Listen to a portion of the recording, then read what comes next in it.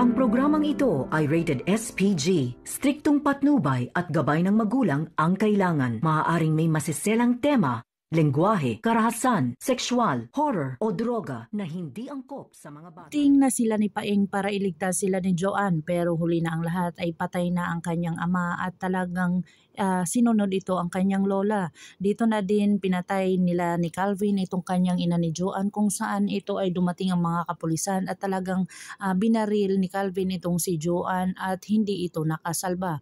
Dito na ay talagang pumasok na si Paeng sa loob ng bahay at naabutan niya itong si ama at sinabi ni ama na talagang tingnan niya at iligtas niya itong si Joanne.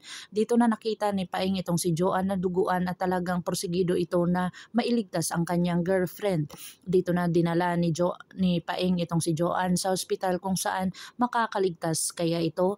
Hinabol ni Black Rider itong grupo ni Calvin na kung saan talagang pinagbabaril ito ni Calvin itong si Black Rider dahil napagkaalaman niya na hinahabol sila.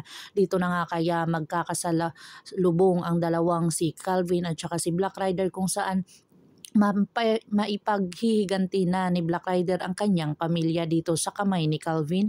Dito na nga kaya matutugis ni Black Rider ang lahat ng mga kasamaan na gumawa sa kanyang pamilya dahil sa mga ginawa nito sa pamilya ni Joanne at mabibigyan na kaya ng katarungan ang pamilya ni Joanne dito sa paghahabol ni Black Rider sa grupo nila Calvin.